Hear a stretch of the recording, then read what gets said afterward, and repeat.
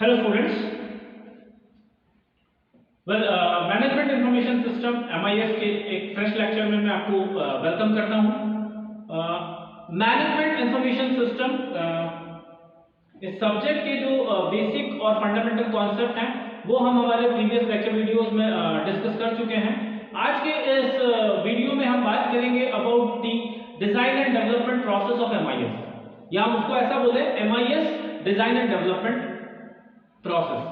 देखिए, हर एक चीज का अपना एक वर्कफ्लो होता है, हर एक चीज का अपना एक क्रोनोलॉजिकल ऑर्डर होता है जिसमें हम कुछ एक्टिविटीज को पुटअप करते हैं, या उसी को हम ऐसा भी कह सकते हैं कि एक स्टेप बाय स्टेप जो एक क्रोनोलॉजिकल ऑर्डर में या एक फ्लो में जब आप किसी एक्टिविटी को परफॉर्म करते हैं तो वो प्रोसेस कहलाएगा।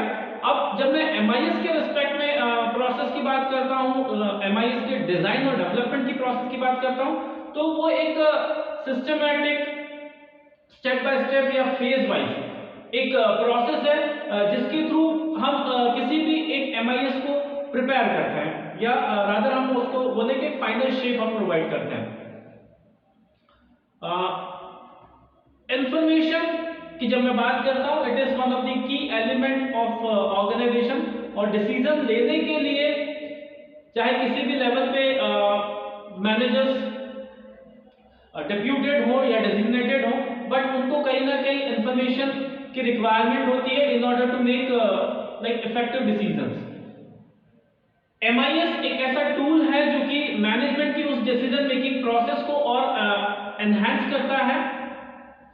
अब ये जो पूरा जब मैं लाइक ऑटोमेटेड या एक कंप्यूटराइज्ड सिस्टम की बात करता हूं जो कि एमआईएस के फॉर्म में कहीं ना कहीं मैनेजर्स की डिसीजन मेकिंग को बढ़ाने के लिए जो उनकी इंफॉर्मेशनल नीड है उसको फुलफिल करता है, उसको प्रिपेयर करने के लिए, बनाने के लिए, उसको डिजाइन और डेवलप करने के लिए ये कुछ फेजेस हैं जो जिनसे you have to go through, आपको इनसे पास होना पड़ता है। वन बाय वन हम इन फेजेस को यहाँ पर डिस्कस करेंगे। सबसे पहला फर्स्ट स्टेप जो है, या जो एक हम बोल सकते हैं इनिशियल फेज जो डिजाइन और डेवलपमेंट प्रोसेस का है, वो है problem investigation.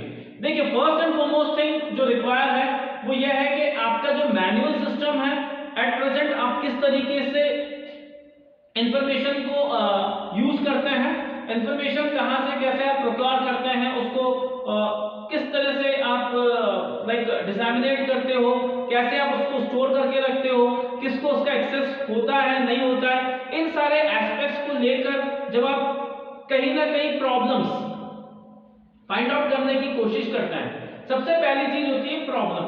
Why a computerized you can say information system is needed. एक management information system and that too an automated one, उसकी जरूरत क्यों है ना। आपकी जो करंट सिस्टम है, जो आपका मैनुअल सिस्टम है, उसके ड्रॉबैक्स क्या है, उसके लूपहोल्स क्या है, क्या प्रॉब्लम्स आप करंटली फेस कर रहे हैं, वो सारी चीजें मेंशन आप करते हैं, आप उनको नोट डाउन करते हो, और वहां से आप एक जिसको बोलते हो ना प्लेटफॉर्म आप तैयार करते हैं, एक फ्रेमवर्क आप उसके थ्रू डिजाइन करते हैं, जहां पर आप फर्दर फेजेस की जो भी नेसेसरी स्टेप्स हैं, जो एक्शंस हैं, वो आप लेते हैं।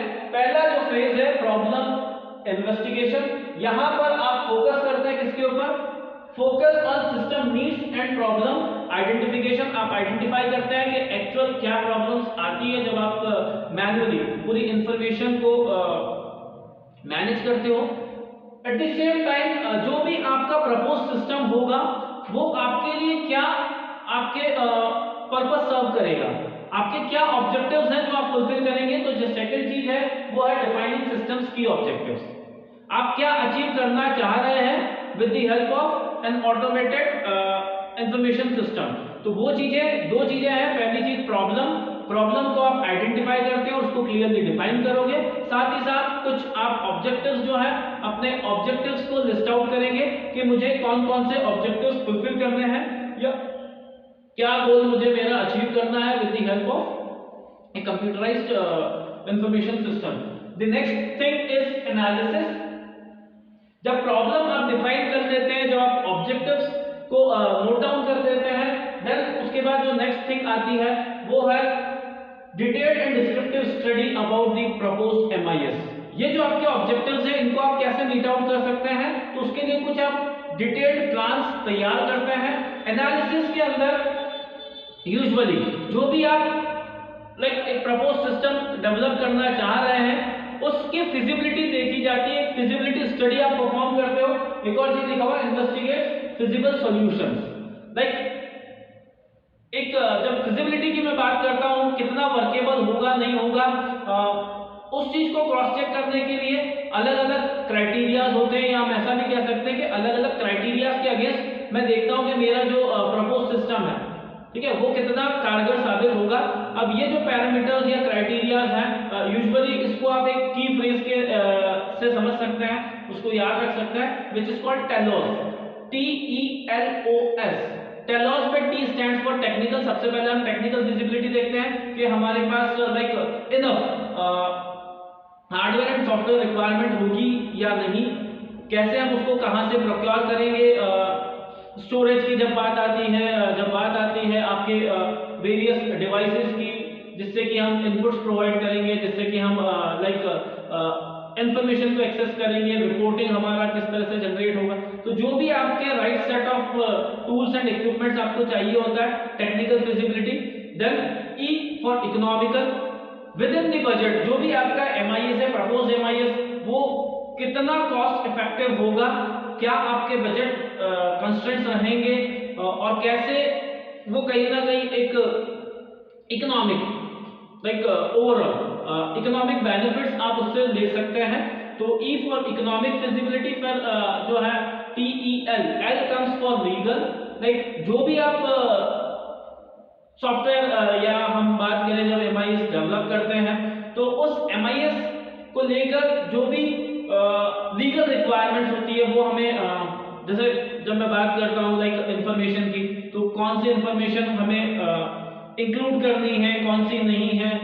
जब प्रिवेसी की बात आती है तो प्रिवेसी ब्रीच तो नहीं हो रहा है, किसी तरह का इन्वेजन ऑफ प्रिवेसी तो हम उसके थ्रू नहीं कर रहे हैं। जो भी आपके इंफॉर्मेशन, जो इंफॉर्मेशन एक्ट है उसमें भी बहुत सारे रूल्स एंड रेगुलेशंस होते हैं। तो कहीं ना कहीं हमें ये भी देखना है कि पूरे लीगल रूल्स एंड रेगुलेशंस को हम फॉलो करते हुए हमारा इंफॉर्मेशन सिस्टम डेवलप करें। Then O stands for operation या ऑपरेशनल फिजिबिलिटी हमें देखनी होती है, कितना यूजर फ्रेंडली हमारा प्रपोज सिस्टम होगा, वो सारे एस्पेक्ट है। एंड फाइनली जब आप बात करते हो S से, तो S से सोशल ऑब्लिगेशंस की जब हम बात करते हैं, कहीं किसी तरीके से कोई एक सोशल फ्रंट पे हम कुछ गलत तो नहीं कर रहे हैं with the help of that information system. तो ये कुछ चीजें हैं, इनकी फिजिबिलिटी हमें देखनी होती है। तो जो भी वर्केबल चीजें होती है वो हम इंक्लूड करें, और उसके हिसाब से एक डिटेल्ड प्रपोजल या प्लान आप तैयार करते हैं एनालिसिस वाले फेज में। फिर उन प्रोजेक्शंस को आप एक्सटेंड करके वहां से कुछ प्रोटोटाइप्स, कुछ ब्लूप्रिंट्स, कुछ मॉडल्स तैयार करते हैं। डिजाइन एंड डेवलपमेंट जो थर्ड फेज है उसके अंदर design is a blueprint of propose system. आप एक डिजाइन तैयार करते हैं, प्रोटोटाइप एक वर्ड हम यूज कर सकते हैं, वर्किंग मॉडल उसका एक और एग्जांपल्स होता है। कुछ स्केचेस आप तैयार करते हैं। जो भी आपका सिस्टम होने वाला है, हम क्या करते हैं, फर्स्ट एंड फॉरमोस्ट सबसे पहले उसको वर्कआउट करते हैं ऑन पेपर। तो ब्लैक एंड व्हाइट में आप चीजें लेकर आते हैं, आप कुछ ब्लूप्रिंट्स तैयार करते हैं, कुछ मॉडल स्केचेस तैयार करते हैं, एंड उसके साथ साथ आप कुछ लॉजिकल और फिजिकल डिजाइन्स भी तैयार करते हैं। ये जो लॉजिकल एंड फिजिकल डिजाइन आप तैयार करते हैं, इसी को फिर हम कन्वर्ट करते हैं इनटू अल्टीमेट प्रोडक्ट, और वो जो प्रोडक्ट है फिर आप फाइनली उसको क्या करते हैं, डिप्लॉय करते हैं इन द नेक्स्ट फेज, जो कि इंप्लीमेंटेशन कहलाएगा। इंप्लीमेंटेशन इज द फेज जहां पर हम उसको प्रैक्टिस में लेके आते हैं। जो भी आपका इंफॉर्मेशन सिस्टम आपने डिजाइन किया है, डेवलप किया है, उसको हम कहीं ना कहीं अप्लाई करते हैं, या हम ऐसा बोल सकते हैं कि डिप्लॉयमेंट, जो आप देखोगे यहाँ पर डिप्लॉयमेंट ऑफ द सिस्टम।